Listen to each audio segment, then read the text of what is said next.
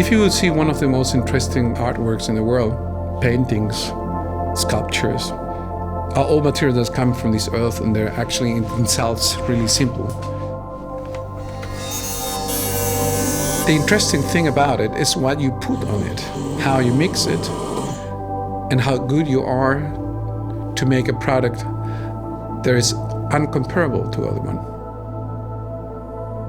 Die Faszination an dem Metall ist, dass es wirklich für die Ewigkeit gemacht ist und über Generationen weitergegeben werden kann. Tantalum also is one of the rarest metals that we have in our earth. It's really strong, it's really heat resistant. We're talking about 3,000 degrees. All this beautiful attribution of this metal makes it so hard to work with.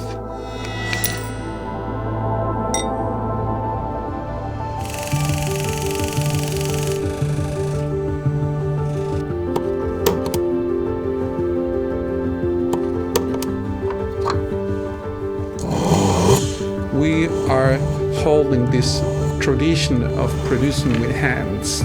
It doesn't look so technical, it looks human because it's come from human hands. And we're using actually techniques that are really old. Jeder Ring hat eine besondere Oberfläche, die jeden Ring eben halt zum Unikat macht.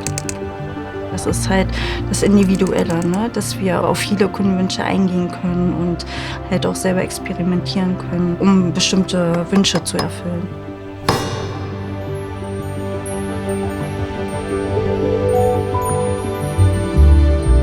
Tantalum is a beautiful metal to set diamonds on it. They're all certified diamonds from Gould. It's the biggest company for certified diamond in Europe. His diamonds are perfect. Wir haben Fassaden in Tantal eingearbeitet, wo die Steine besonders stark leuchten können, da das Licht durch den Diamanten anders gebrochen wird, weil die Unterseite sehr dunkel ist.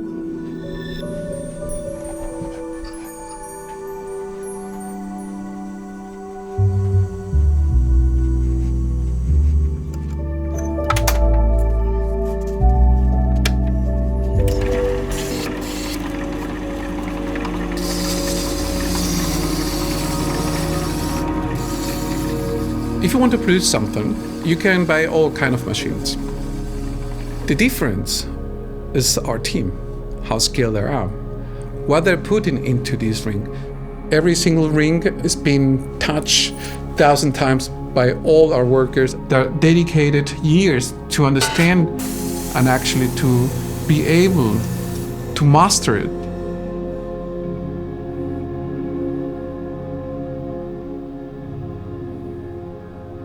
Todo es muy, muy especial para todos porque lo hacemos con mucho amor entre compañeros, trabajamos juntos y somos como una pequeña familia.